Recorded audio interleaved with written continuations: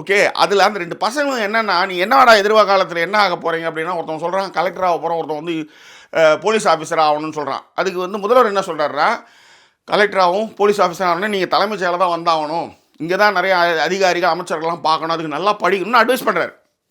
இப்போ 1 million followers கொண்ட அந்த பசங்க மூலமாக ஒரு விஷயத்தை கல்வியினுடைய முக்கியத்துவம் முதல்வர் வந்து அதை வந்து பரப்புறார். ஆமாம் அரசியல் செய்கிறார். ஆமாம் அரசியல் நீங்கள் யார் தான் இங்கே செய்யலை? புருஷன் பொண்டாட்டிக்குள்ளே அரசியல் செஞ்சிட்ருக்கீங்க. புருஷன் பொண்டாட்டி மாமனார் மாமியாருக்குள்ளே அரசியல் இல்லையா? எதெல்லாம் மறைக்கணும், எதெல்லாம் பேசணும், எதெல்லாம் ஏற்றி ஒன்றும் நீங்கள் செய்யவே இல்லை. நீங்களும் அவ்வளோ யோகியமாக மாதிரி பேசிகிட்டு இருக்கீங்க அரசியல் செய்கிறாருன்ட்டு. எனக்கு புரியவே இல்லை. நீங்களாம் இன்னும் உலக உத்தமர்கள் மாதிரியும் உன் குடும்பம்லாம் அவ்வளோ சூப்பரான மாதிரியும் இருக்கிறவன் வந்து இன்னும் வந்து அரசியலே செய்யாமல் வந்து நீங்களாம் அப்படியே வந்து இன்னும் உலக உத்தமர்கள் மாதிரியும் நீங்களாம் அரசியலே செஞ்சதில்லை. உங்கள் வீட்டிலே வந்து உன் பொண்டாட்டிக்கு பயந்துக்கிட்டு அம்மா கிட்ட பயந்துக்கிட்டு பொண்டாட்டிக்கிட்டையும் மாற்றி மாற்றி பேசுகிறவங்க நீங்கள். அந்த மாதிரி இருக்கும் பொழுது அவர் அரசியல் செய்கிறாரு. ஏன்னா அவர் அரசியல் செய்யணும், அவர் அரசியல்வாதி, அரசியல் தான் செஞ்சிட்ருக்காரு. நீங்கள் செய்யலையா? ஏன் உங்கள் பிள்ளைங்க கையில் வந்து ஃபோன்லாம் நீங்கள் கொடுக்கவே இல்லையா? உங்கள் பிள்ளைங்கலாம் ஃபோன்லாம் பார்த்ததே கிடையாது. எனக்கு புரியவே இல்லை.